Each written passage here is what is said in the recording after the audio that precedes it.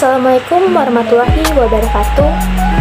Perkenalkan, nama saya Intan Rahmayanti, mahasiswi Arsitektur Universitas Mula Warman, Angkatan 2021. Video ini saya buat dengan tujuan untuk menuntaskan tugas akhir pada mata kuliah Arsitektur dan Perilaku Manusia.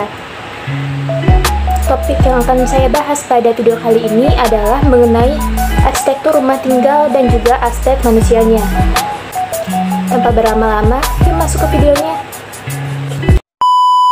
Sebelum masuk ke pembahasan utama, yaitu tentang mengulas bangunan rumah tinggal dan juga aspek manusianya, pertama-tama saya ingin menyampaikan terlebih dahulu apa yang saya tahu mengenai sebuah rumah tinggal. Jadi, rumah tinggal adalah bangunan yang berfungsi sebagai tempat tinggal atau hunian dan sarana pembinaan keluarga. Menurut Undang-Undang Nomor 4 Tahun 1992. Berdasarkan pengertian tersebut, rumah tinggal dapat diartikan sebagai tempat tinggal yang memiliki berbagai fungsi untuk tempat hidup manusia yang layak. Secara garis besarnya, rumah tinggal memiliki 4 fungsi pokok sebagai tempat tinggal yang layak dan sehat bagi setiap manusia. Yaitu, pertama, rumah harus memenuhi kebutuhan pokok jasmani manusia. Kedua, rumah harus memenuhi kebutuhan pokok rohani manusia. Ketiga, rumah harus melindungi manusia dari penularan penyakit. Keempat, rumah harus melindungi manusia dari gangguan luar.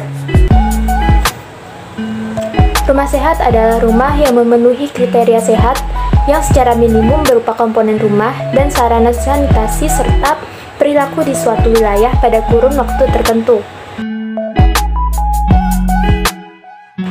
Pertama, kelompok komponen rumah secara minimum harus memiliki langit-langit, dinding, lantai, jendela kamar tidur, jendela ruang keluarga, ventilasi, sarana pembuangan asap dapur, dan pencahayaan. Kedua, kelompok sarana sanitasi secara minimum harus memiliki sarana air bersih, sarana pembuangan kotoran, sarana pembuangan air limbah atau SPAL, dan sarana pembuangan sampah. Yang ketiga, perilaku sanitasi rumah adalah usaha kesehatan masyarakat yang menitik beratkan pada pengawasan terhadap struktur fisik yang digunakan.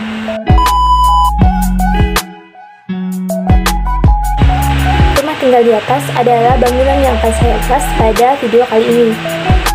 Gambar di samping adalah gambar dari rumah yang akan saya ulas. Saat masuk dari pintu depan, maka akan mendapati ruang tamu di bagian kanan dan juga ruang keluarga di sebelah kirinya.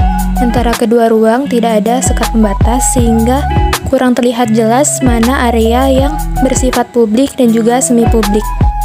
Berikut adalah foto dari ruang tamu pada rumah tersebut. Selanjutnya, jika masuk lebih dalam lagi, ada sebuah meja dan juga lemari yang berada di area transisi antara kamar dan juga ruang tamu. Area transisi tersebut biasanya hanya digunakan untuk belajar dan juga menaruh barang-barang. Lalu jika diteruskan kembali ke belakang, maka Anda akan melewati suatu daerah transisi yang diisi oleh lemari-lemari yang isinya itu adalah perkakas-perkakas untuk memasak dan juga lemari yang berisikan serbet dan juga barang-barang kecil. Dan setelah melewati pintu belakang, maka akan memasuki area cuci dan jemur. Dan lalu ada kamar mandi di bagian paling belakang dari rumah. Data yang saya gunakan di video ini berdasarkan pada kegiatan yang saya lakukan dulu waktu saya masih SMA. Kamar yang saya gunakan memiliki ukuran 3 x 3 meter persegi. Warna yang digunakan pada dindingnya adalah kombinasi dari warna biru muda, biru tua, putih, dan hitam. Kasur yang saya gunakan relatif kecil, kurang lebih 1 meter x 2 meter. Selama menempati kamar ini, saya merasakan ada dampak negatif dan juga positif yang berimbas pada diri saya. Mulai dari positifnya, di dalam kamar ini terdapat meja yang cukup luas untuk saya bisa belajar dan juga melakukan hobi saya, yaitu menggambar. Di dalam kamar ini juga saya menempatkan stand lukis dan juga alat-alat lukis saya. Jadi saat berada di kamar, saya seringkali menghabiskan waktu saya untuk melukis dan juga menggambar. Namun secara bersamaan, hal itu juga memberikan dampak negatif akan pola hidup saya, terutama pada jam tidur saya. Dimana karena ketersediaan alat dan bahan, jadi seringkali saya lupa waktu saat melakukan aktivitas yang saya sukai. Lalu posisi dari kamar saya dan juga dapur yang berada di sebelah rumah atau di warung tepatnya bisa terhubung oleh jendela yang ada di kamar saya. Karena penempatannya itulah, maka terjadi satu penyimpangan yang dilakukan oleh diri saya. Karena aksesnya yang lebih dekat saat lewat jendela, maka seringkali waktu saat malam hari dan saya merasa lapar atau haus, saya pergi ke dapur dengan cara memanjat jendela, ketimbang harus memutar ke belakang untuk pergi ke dapur melalui jalan yang sebenarnya.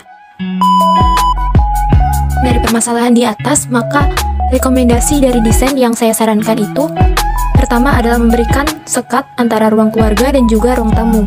Hal itu bertujuan agar batas antara ruang publik dan semi publik bisa terlihat dengan lebih jelas.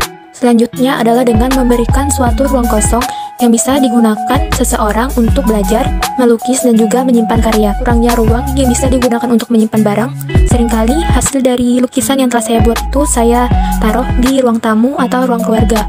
Jadi dengan adanya ruang atau tempat untuk menyimpan itu bisa membuat keadaan rumah menjadi lebih tertata lagi.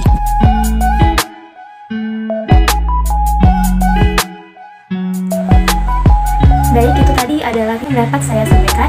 Kurang lebihnya mohon dimaafkan. Wassalamualaikum warahmatullahi wabarakatuh.